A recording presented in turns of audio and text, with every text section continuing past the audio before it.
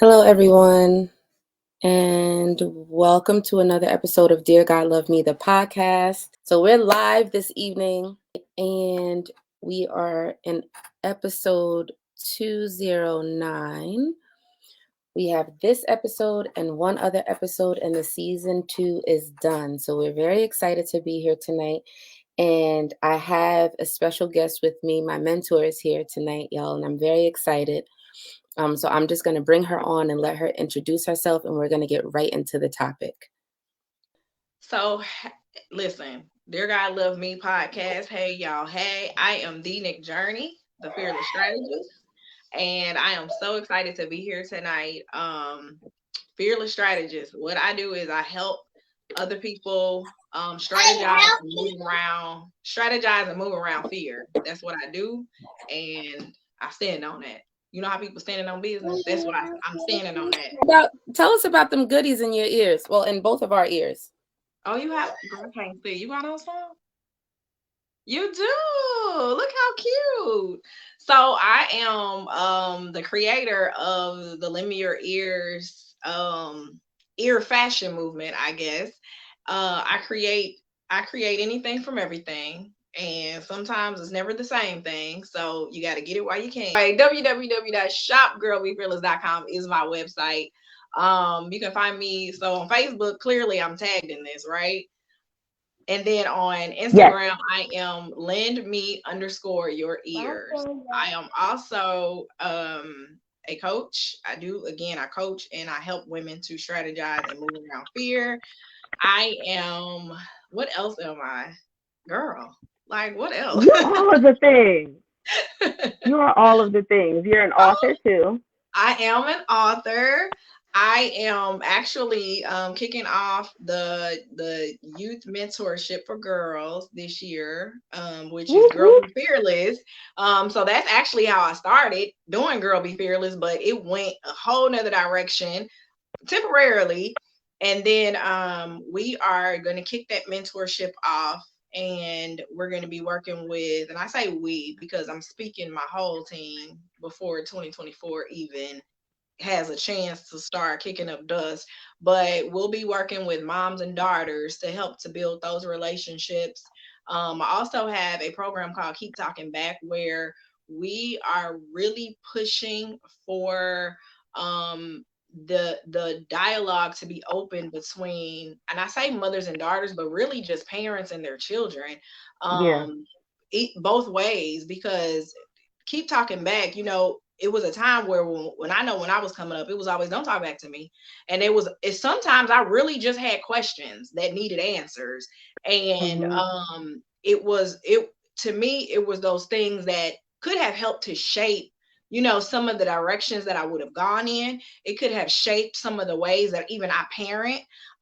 It could have shaped a lot, but instead of being, told don't talk back to me, how can we get to where we're encouraging the talk back, of course, in a respectful manner, but Right. to Right. open the dialogue for, questions and answers and comments and responses. Because, even now it's like, I don't find it like a joke, but there's this running joke where they like, if I'd ever said that to my mama, she'd have slapped my lips off. And I'm like, but why can't we Clean ask off your questions? face.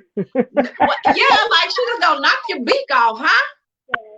But I'm like, we should be able to have that space where they can ask questions, where they can comment and say things, and it should be safe, right? But I also believe that it's a lot of unhealed things within us that go back generations, and it stops us from doing that. So I want to really get that cultivated to where we are having those times where we yeah, it ain't all, and it's not always, and I don't want to make it seem like it's just the easiest thing to do. I'm not making it seem like Mm-mm. it's just, like, oh yeah, well now we not whoop it. I don't, but let's talk, right? Let's talk. So keep talking back. That's gonna really, really be the thing that I am working on for 2024.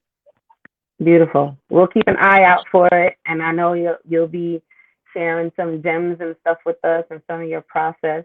Um, but again, I'm really excited that you took the time out in your recovery and everything that you've been going through in recent months to spend a little time with me and chat it up. Um, we're talking tonight about recognizing open doors.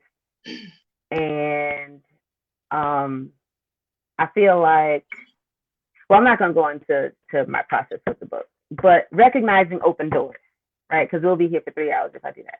Let me just get right to the question.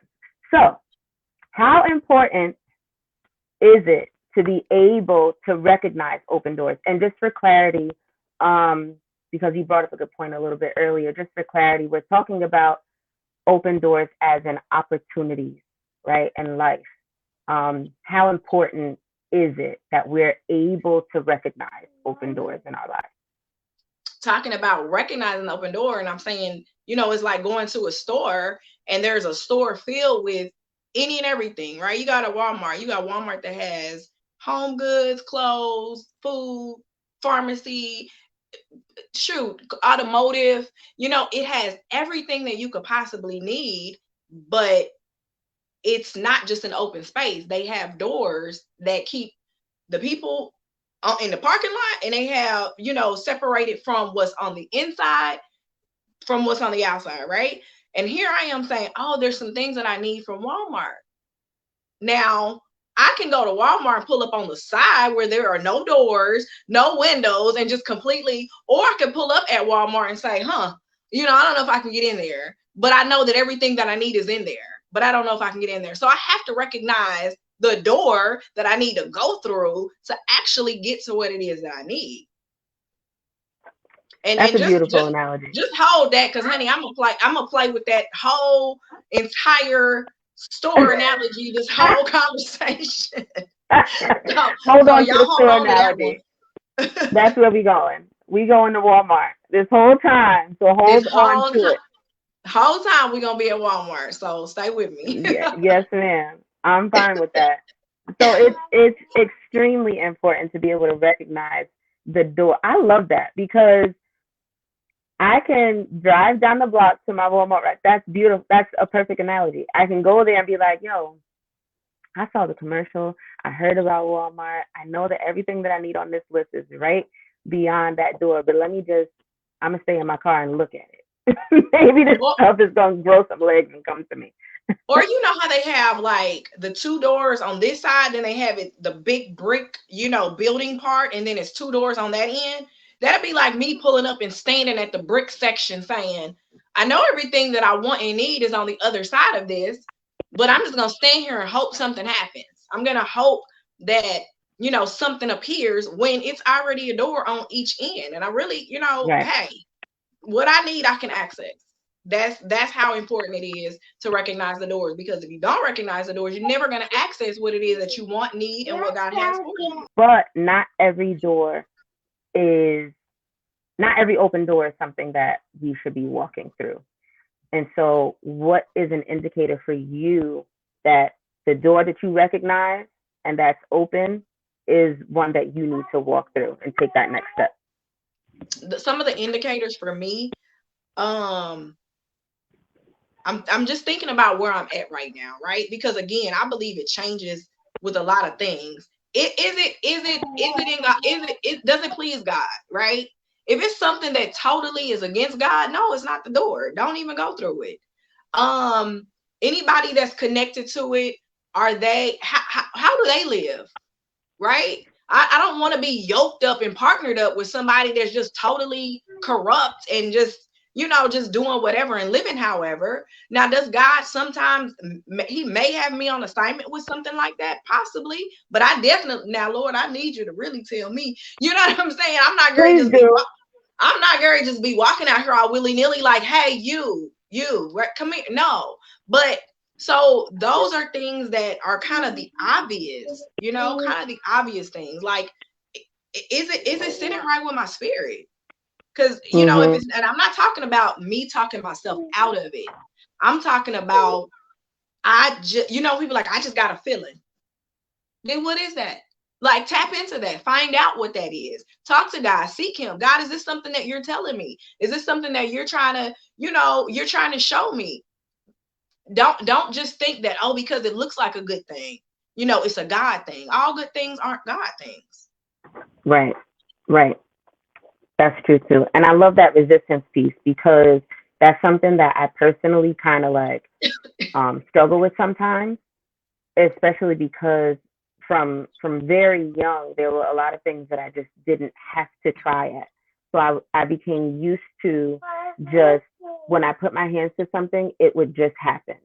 Right. And mostly academic, like and retaining and learning. When I would try it, it would just happen. And so as I got older and carrying that, being spoiled really is what it was with me, right? If I put my hand to something and it didn't just happen, I'll be like, what is this? Like, well, guess that's not supposed to be something I'm supposed to be doing. And that resistance piece, when we come to something that God has designed for us and does want us to have, and it doesn't happen easy, it's if you're used to things coming easy to you, it's hard to break out of that. Would you say that the resistance that we feel when we have to pull harder strengthens us for what's on the other side? Of course, speaking from this, absolutely. I believe it does. Well, I believe what it does is it strengthens, to me first, it strengthens me in my mind because I actually had to do the work to do it. That means I really did want it, right? It means somewhere in me, I really did feel like I wanted it, I needed it, and I desired it. So yeah, Right. mentally, I'm saying I got this. You know what I'm saying? Because sometimes the easier door, you don't really get to see how bad you want a thing because it's just automatic. Right. Right. It you know, and not saying you don't want it, you just don't get to see really how bad you want it until you gotta pull for it, until you Right. gotta Right. push for it. You know what I'm saying? And then once you do that, you be like, oh yeah, I really wanted to be in here, right? I really Mm-hmm. wanted what was on the other side of this door. So I definitely say for sure it strengthens us.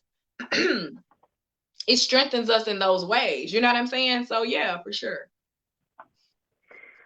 When people say, and I've actually said it before, well, have I? Maybe not. I hear it a lot though. When people be like, what's for me is not going to miss me. Do you agree or disagree?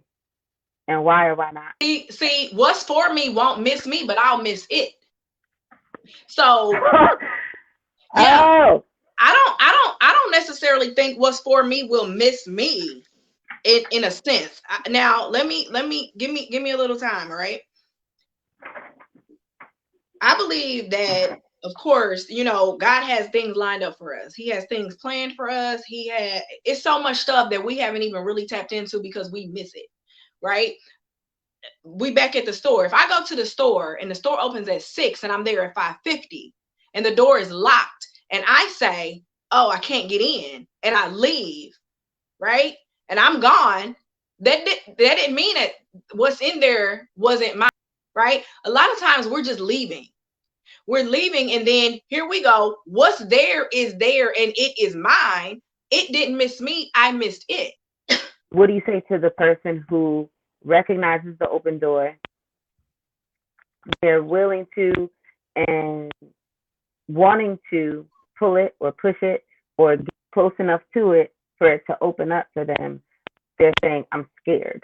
I'm scared to walk through that open door. How do I overcome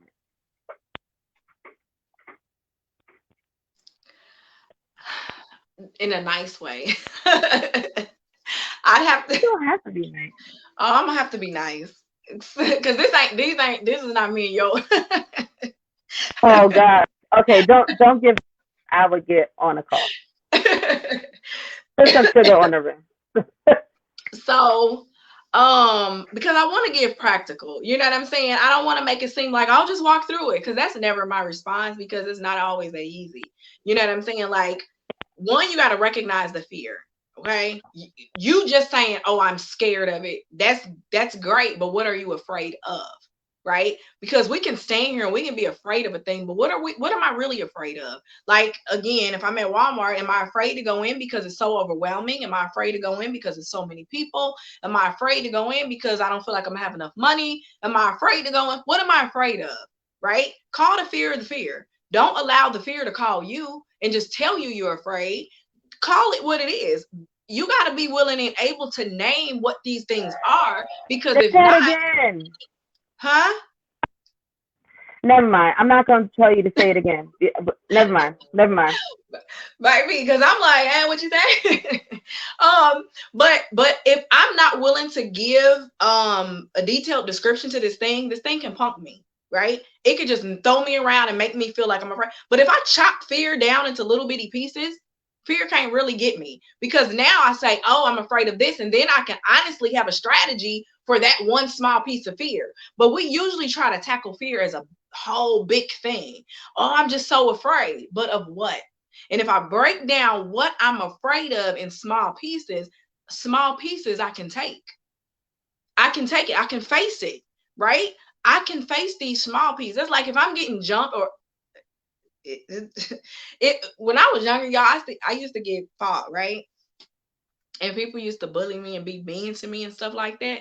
And I remember one time I was about to get jumped and I was so afraid. Okay. I was so scared. And I remember thinking, okay, I ain't gonna be able to take them together, but if I can get them individually, I got a chance, right?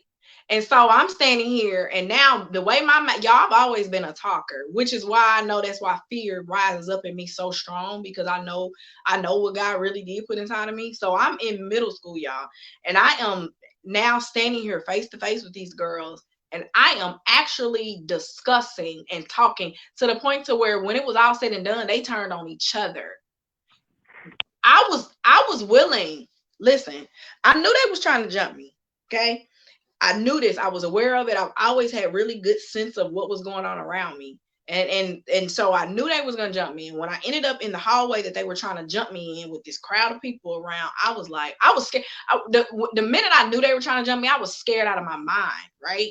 I done been in faults before. So I knew what was to come. But the fact that they was trying to get me, one of me, and two of them, I'm like, oh my God, I was so scared, because now it's like I'm trying to now strategize. What do I do? Swing on every, like, what do I do? How do I do this? But then I was like, because if I could just get one of them one at a time, then I believe I can take them. Can I take them both at the same time? Probably not, but I can take them one at a time, right? And so I remember getting in that hallway, and I remember talking. And y'all, I tell this story all the time because I talk my way. When I say I talk my way out of that thing, by the time we got done, they were at each other's throats. Like, I walked away so fast, though I wasn't even trying to see what happened after that, because y'all not gonna remember that you was trying to jump me. Do what y'all need to do. But that's how I feel about fear. I need to know what that conversation was. Girl, listen, I do remember, because they were trying, we ain't gonna get into this in detail, but I do remember they were trying to say, like, I had said something about one of them, and just some old girl catty stuff like that. And by the time I got done, I had them realizing that no, it might have been you talking about her. Like, it wasn't. And here's the crazy part: we weren't even friends to have those conversations. I think it was just, little middle school stuff. You jealous of me, you don't like me, you talked about me. By the time we got done, though, they were not ready to fight me. They were arguing with each other, and I walked away. And that's how we have to do fear. If I can get fear broken down, I can defeat it more than me just saying, just walk through the door, right? That's because so here's the funny thing. If I break it down, the same thing is going to be through the next door, right? It'll say, oh, I'm so afraid. But then the bits and pieces are going to still be the bits and pieces. The fragments are what they are. And normally it's from something that I've gone through in life that built up little bitty fragments that built up to be this big thing of fear that I say, oh, I'm afraid. For me, when I say, y'all, like, I'm afraid to be on Facebook Live, I'm afraid to speak in front of people, I'm afraid. This is fear for me, right? But then I had to break it down. What are you afraid of, and why are you afraid of it? Then it went to, oh, okay, well, you're afraid because you've dealt with rejection from peers coming up. And so now you feel like, you're afraid to speak in front of people because what are they saying about you? But again, I just told y'all what, I used to have to always fight people. And it wasn't because I was a hothead or a loudmouth or nothing like that. it was really legit at first, because it ended up turning into something different. But at first it was seriously just some old envious stuff. Like, oh, you think you cute because you got curly hair, you think you cute because you got brown eyes. And so people would mess with me, right?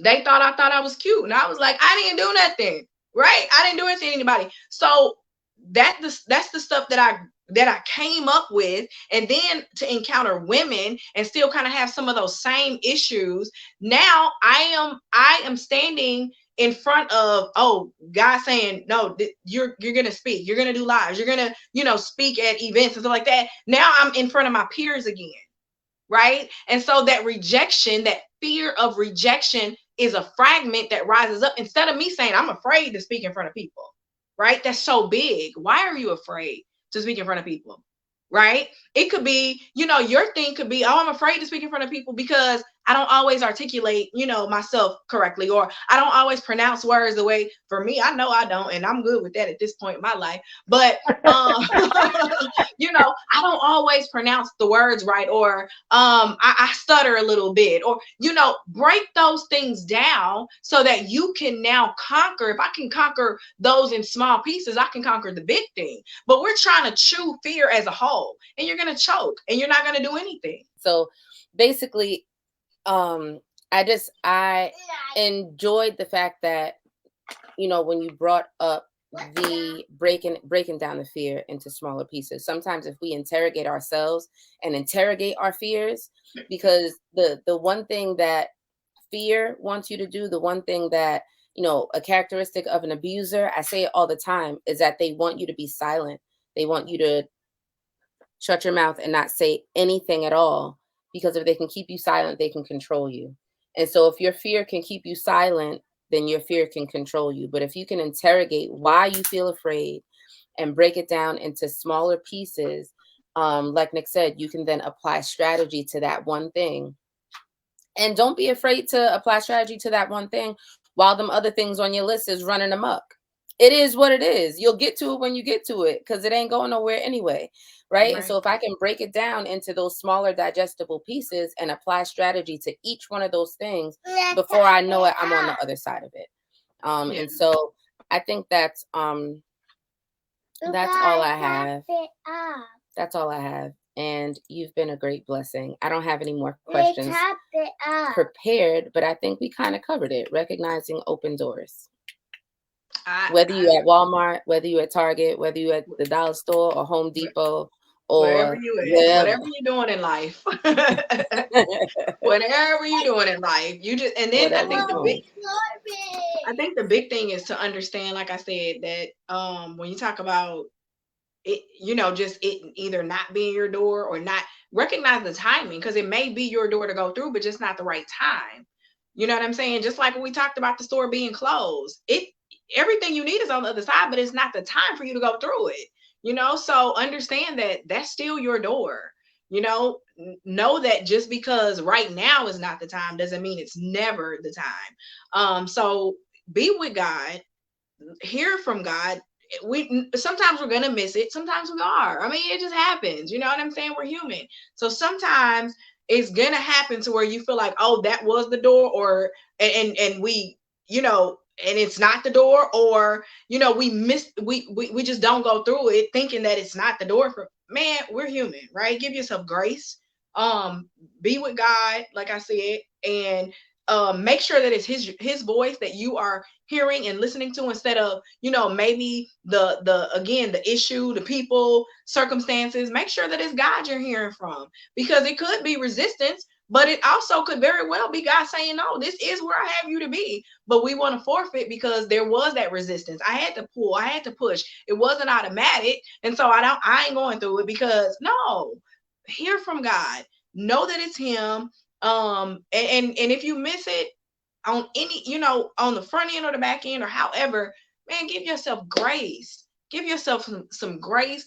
Get back up. And do that thing, again, if he's saying, hey, this is what I have for you, understand that when you, and people are like, well, I got to start all over. Well, if you're starting over, you're not starting from scratch. You're starting from experience. So you might have to get up and try that door again. Good. Try the door again. But now I know how it works.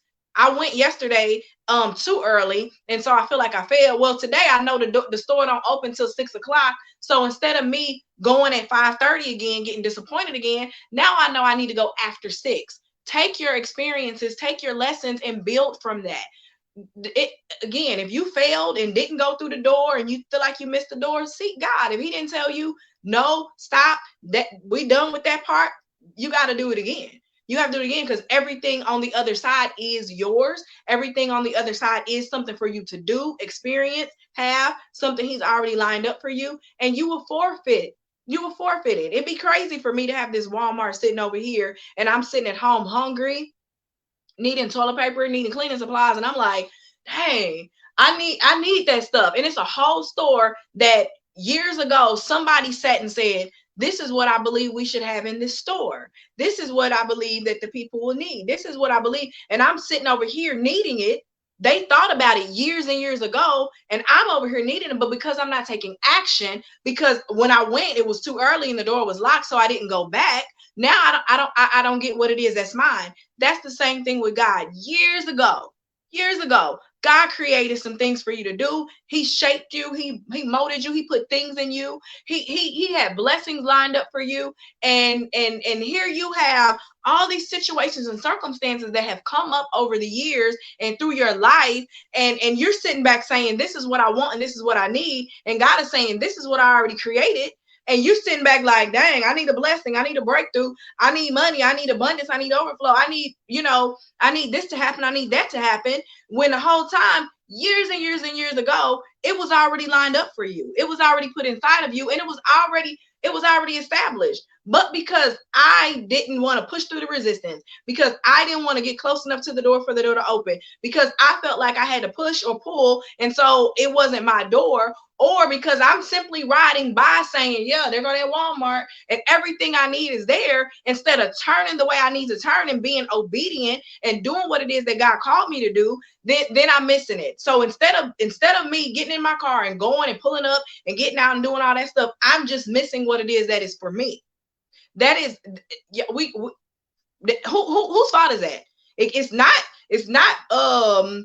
what's that man name that even had Walmart? It's not his fault, because he saw, I think his name is Sam something, but he saw something that could be done. And I think his store wasn't even as big as it is now, but then his family kept building on the concept, right? And so it was simply because I knew somebody would have a need. I knew that there was somebody on the other side of that would need a thing. God is the same way. Years ago, when I was younger and I was going through what I was going through, he still had already had something established for 2023, 2024, back all those years ago. It was already established.